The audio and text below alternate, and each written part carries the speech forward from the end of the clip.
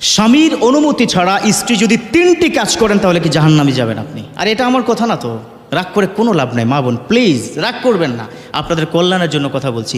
দীর্ঘ বছর ধরে আমি আল্লাহর এই কথাগুলো বলে যাচ্ছি। কেন? আমার প্রয়োজনে? নো, নেভার, আপনাদের কল্যাণে। এইটা আপনারা শেয়ার করে দিবেন, আপনার পাশের কি ঘরের কি বোনকে বলে দিবেন, মোবাইলে শেয়ার করে দিবেন। কারণ হচ্ছে আমরা হয়তো এই ভুলগুলো করে যাচ্ছি, আমরা বুঝতে পারছি না, অথচ এই ভুলটা করলে আপনি জাহান্নামে যাবেন।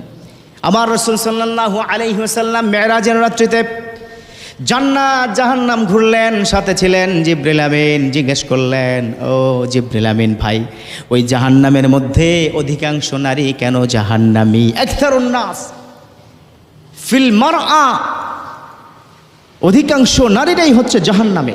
কেন? তারা কেন জাহান্নামে? তখন হযরত জিবরিল আমিন বললেন, ও নবী, তারা স্বামীর অবাধ্য ছিল। তখন তারা এত অবাধ্য ছিল, বুঝতে পারে নাই যে এই ভুলগুলো করে